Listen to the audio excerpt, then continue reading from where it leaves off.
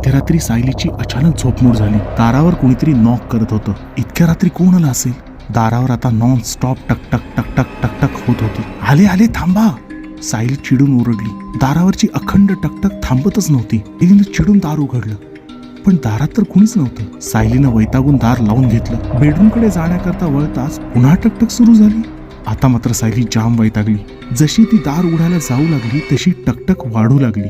दारापाशी पोहोचली तेव्हा तर दार थाड थाड थाड थाड वाजू लागलं होतं. तिनं पीप होल मधून बघितलं. बाहेर अजूनही कोणीच नव्हतं, पण दार मात्र अजूनही थडथड वाजत होतं. सायलीनं दार उघडलं आणि आवाज थांबला. सायली गोंधळल्यासारखी तशीच उभी राहिली. तिला कळेना काय होतंय. ती पुन्हा दार लावून घेणार तेवढ्यात तिला परत एकदा टक टक टक ऐकू आली.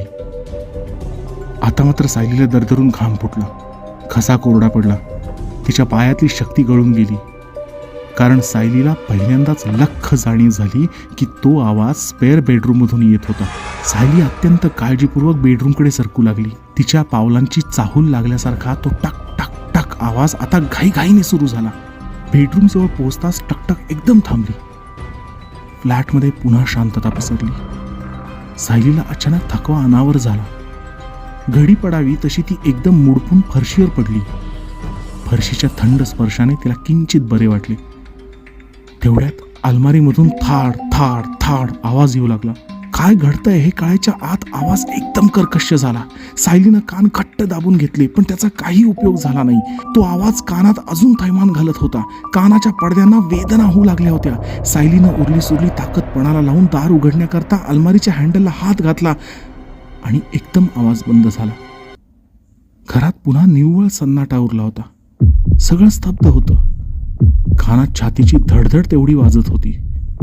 तेवढ्यात सायलीला लोकांच्या बोलण्याचा पुसटसा आवाज आला. तिला कळेना हा आवाज अलमारीमधून कसा काय येऊ शकतो. सायलीने अलमारीला कान लावला. आतून लोकांच्या गप्पा मारण्याचा आवाज अजूनही येत होता. सायलीनं दार उघडलं. अलमारी तर रिकामी होती. अलमारीच्या सगळ्या फळ्या, कप्पे, कोपरे चाचपून बघू लागली. अचानक सायलीच्या हाताला एक खाच लागली. त्या खाचेत बोट अडकून तिनं ओढायचा प्रयत्न केला. ती खाच हलू लागली, पण सायलीची ताकद कमी पडत होती. आता सायलीनं एक पाऊल अलमारीमध्ये ठेवलं. ती खाच अधिक सरकली, पण अजूनही ताकद कमी पडत होती. लोकांच्या बोलण्याचा आवाज आता दूर जाऊ लागला होता. सायलीला घाई झाली आणि नकळत तिचा दुसरा पाय अलमारीत आला. तिला अत्यंत सावकाश जाणीव झाली की अंधार वाढत चाललाय. तिनं वळून बघितलं, पण आता खूप उशीर झाला होता. अलमारीचं दार तिच्या पाठीमागे हळूहळू बंद होत होतं.